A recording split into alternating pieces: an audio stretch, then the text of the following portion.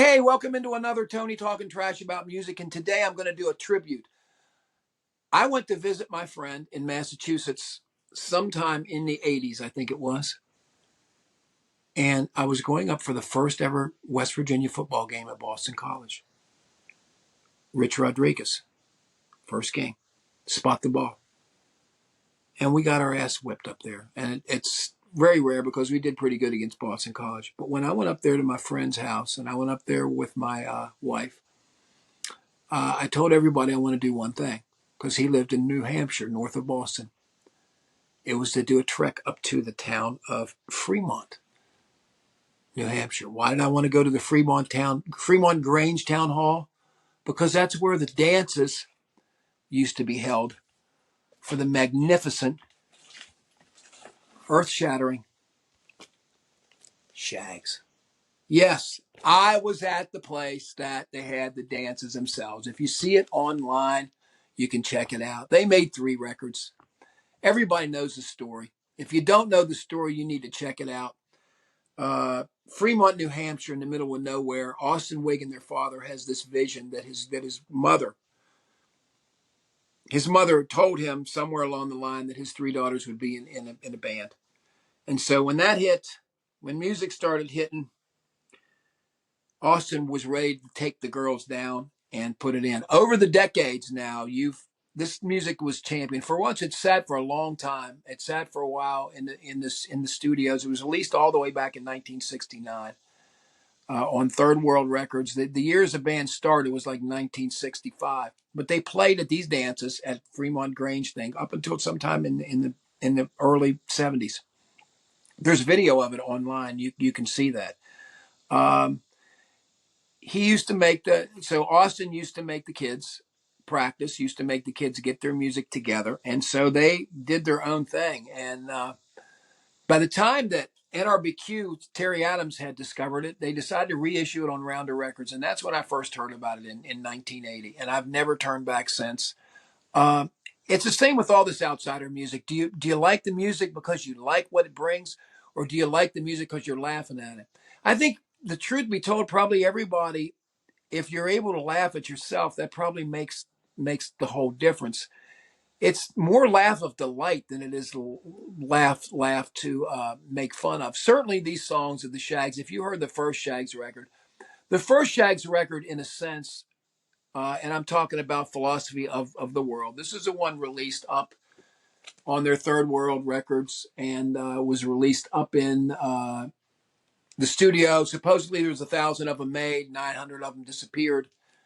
They still had boxes of them at the studio that they were giving away at the time, and somebody got a hold of one, and Frank Zappa got a hold of one, and so did Terry Adams, and that changed their life. Why did it change their life? Because within these grooves, like anything else, it's outsider, it's different stuff. What I mean by outsider isn't necessarily outsider like outside thinking, which many times it is. Doesn't mean mental illness, doesn't mean things like it can. It doesn't. In these were people without really influences other than what they heard on their little transistor radio. They'd never been around anywhere before, and they had to figure out on their own. So you've got the creativity of these people, and you've got. It seems like when you hear this, you've got the singer who's playing the melody while she's singing. You've got a rhythm guitar player, and you have a drummer. And the drummer, to me, is the greatest part of the whole thing. She's in outer space, and it's awesome. The way she thinks about things is unlike anything I've ever heard, and still to this day, I'm rocked by these songs. I know this album so well. I mean, Philosophy of the World, where they're talking about all the rich people want what the poor people got, and the fat people want what the skinny people got. You can never please anybody in this world. I mean, that's simple as it goes. That little sports car is hilarious the way it speeds up and slows down like a sports car is.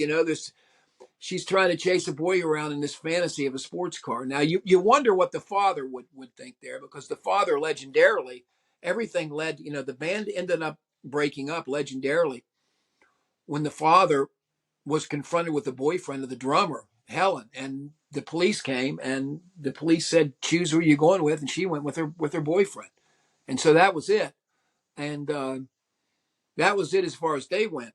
And but anyway, the song "Who Are Parents?" I mean, how can you beat that with the lisp and everything in there? I'm not in any way making fun of, but this is a heartfelt expression. My pal Foot Foot, my companion. Things I Wonder with the drumming on that. My God. Dun, dun, dun, dun, dun, dun, dun, dun, dun. Oh my God, that's great. Sweet Thing. Why Do I Feel? Why Do I Feel? It sounds like that's the one where you just got the beat like rambling on, man. Helen's crushing it in all this. I really see a lot of this as a drummer. I think it's fantastic. What Should I Do? We Have a Savior. Listen, I can't describe this music for you. I can't. There's no way anybody can. It's like Trout Mask Replica or anything like that. There's nothing like this. When you hear it, chances are you will say, "I can't believe this exists." If you haven't heard it, and it's to me, it's as valuable because it's different. It's different. It's somebody thinking differently. It's somebody raising differently, and there's beauty in the way, the logic of how they work too. I think Terry Adams talked about that, but you can hear the reaction of these guys back and forth. It's a huge, huge thing here. I saw them, by the way, in the 1999, and I wondered when the time was. 1999 at the Bowery Ballroom in New York for NRBQ special shows. They had the Shaggs there, and Betty was there. Helen had died, of course. Betty was there, and Dot was there, and they put it together, and they played well. Tommy Artolino played drums at the time for them, pretty faithfully, and it was just a wonderful experience. And they went back out on the road with Dot Wiggin Band later and stuff, and there was some one-offs here and there after that, but that was really the first one. And Terry was the one again in 1980, which took the record to Rounder, and Rounder got it put out. Let's talk about the second record. This is a record that got put out a lot later. This record got put out not until sometime in the 1970s. This was in the mid 70s. This was bunch of outtakes that were put out. Shaggs' own thing. The reason why this is so great, you got a great version of You're Something Special to Me. Wheels is the song. And actually, Wheels, I think you can hear on one of those live. They actually had played that at the Fremont. You could hear. But they were jeered at the Fremont. They were, who knows how much. People are generally polite. If they wouldn't keep coming and dancing there, which they did until the mid 70s, if they didn't at least tolerate them.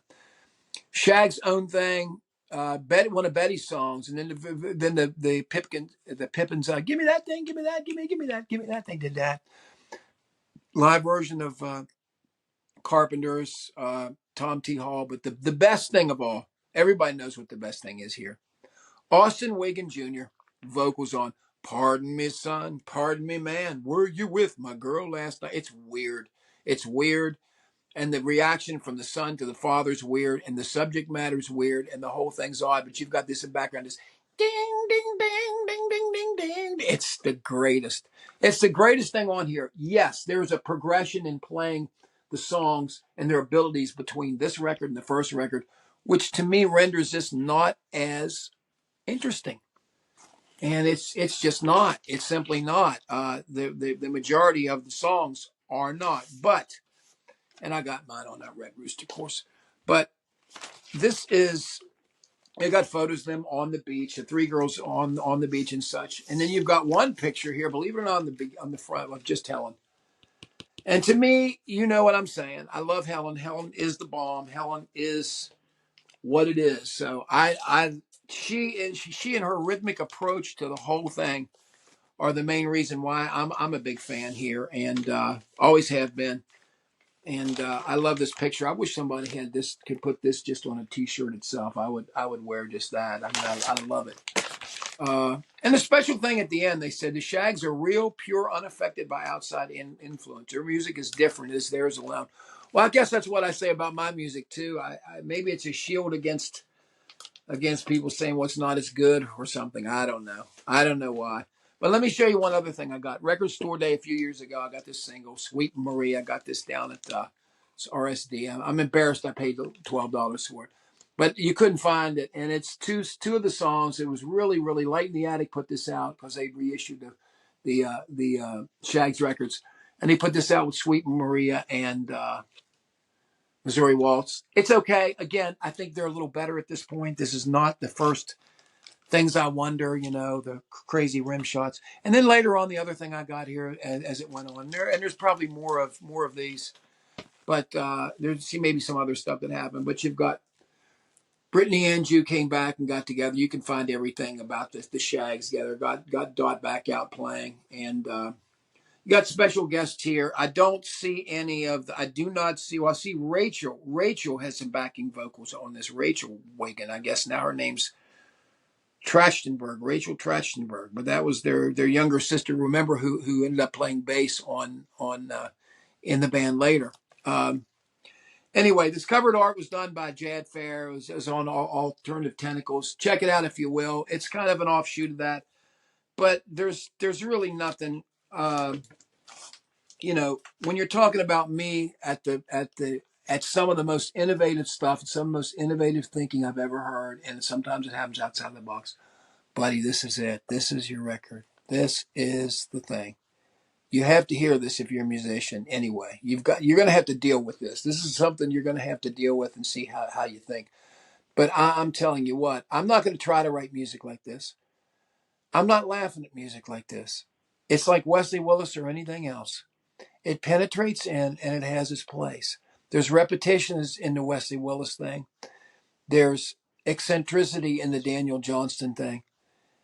And there's unique originality in the Shaggs thing. And it's pure and it's real instruments and it's a beautiful thing. And again, much tribute to the drummer. I love the drummer, Helen. Helen is the one that I think really brought the magic to the band. And for that reason, we all miss her now. But God bless the Shaggs. I love them. Please like, subscribe, and leave your comments below. Appreciate it. We'll see you next time.